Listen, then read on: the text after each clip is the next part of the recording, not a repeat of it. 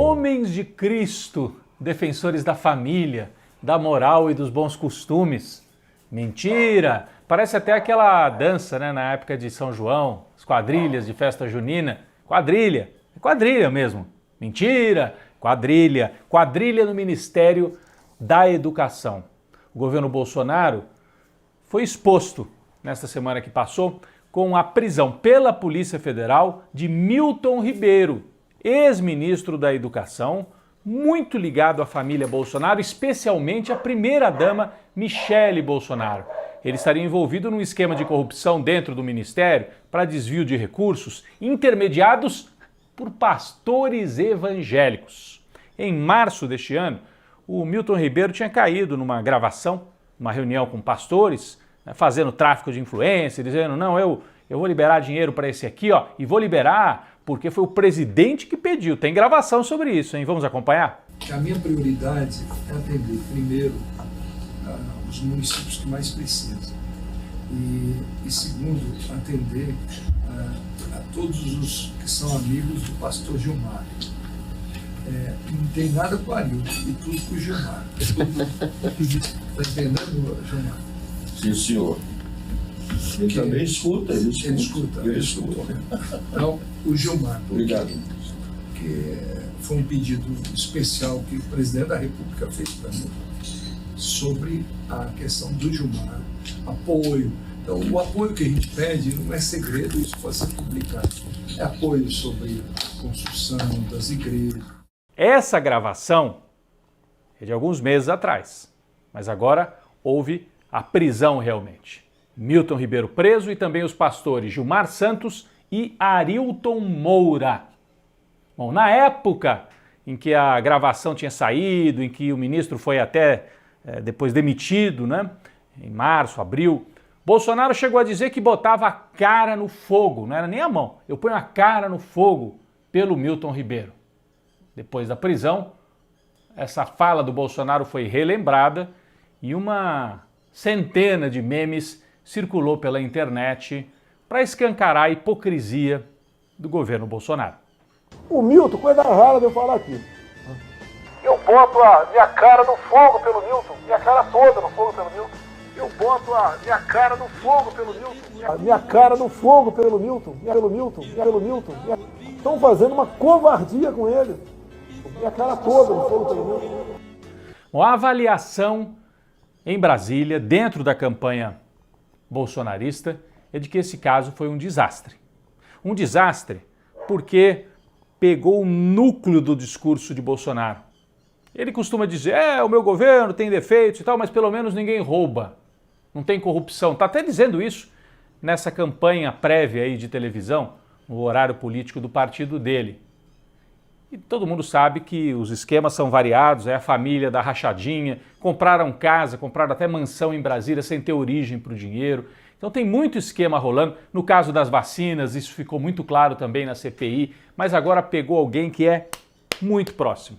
Era alguém que conversava com a primeira-dama todas as semanas. E o próprio Bolsonaro tinha essa ligação tão estreita. Então atinge em cheio o discurso de que não tem corrupção no governo e atinge também o núcleo de apoio mais forte a Bolsonaro, que é o grupo evangélico. Como é que ficam os evangélicos sérios, decentes, que ainda acreditavam no Bolsonaro? A gente não consegue entender, mas tem gente que acredita de boa fé. A hora que olham assim para esses pastores presos pela Polícia Federal, e o próprio ministro não era evangélico, mas era de uma igreja presbiteriana, protestante também. Então, foi um ataque muito duro ao Bolsonaro. É verdade que ele conseguiu reagir e logo no dia seguinte, a Polícia Federal conseguiu evitar que o ministro, a direção da polícia, que o ministro Milton Ribeiro fosse transferido de São Paulo para Brasília, porque a investigação acontece em Brasília. Ele foi preso em Santos, no litoral paulista. E a ordem era transferir para Brasília. A Superintendência em São Paulo conseguiu travar, segurou o Milton Ribeiro em São Paulo e aí teve tempo, os advogados tiveram tempo de conseguir cassar a ordem de prisão e um desembargador, que dizem é ligado também ao governo, quer se mostrar útil ao governo, mandou suspender a prisão. Então menos de 24 horas aí eles conseguiram dar o contra-ataque, mas a investigação continua. Tem quebra de sigilo do Milton Ribeiro, da família dele, dos pastores, tem pedido de CPI no Senado Federal, já com as assinaturas colhidas, e tem vários indícios de que é um esquema realmente que envolve, além de favorecimento a pastores e igrejas, pode envolver inclusive benefício pessoal ao Milton Ribeiro. Foi encontrado um valor depositado por um desses pastores na conta da mulher de Milton Ribeiro, R$60 mil. Ele disse que era para comprar um carro. Coincidência, né? Estava negociando o carro justamente com esses pastores que circulavam ali pelo ministério e pelo palácio. Eles foram vistos dezenas de vezes dentro do Palácio do Planalto. Bom, o Bolsonaro já vinha numa fase difícil de popularidade, a morte terrível de Genivaldo no Sergipe, depois os assassinatos de Dom Phillips e Bruno Pereira na Amazônia, algumas lideranças de centro, de direita, que estavam com o Bolsonaro, querendo, né, se desvencilhar do Bolsonaro porque ele está com uma imagem complicada. Até mesmo o Arthur Lira, que é o presidente da Câmara, aliado de Bolsonaro, foi na semana passada num aniversário de um deputado do PT. O Arthur Lira começando a, vou fazer minhas pontes com a turma do PT, porque se o Lula ganhar, eu tenho com quem conversar. Então, Datafolha, primeiro turno.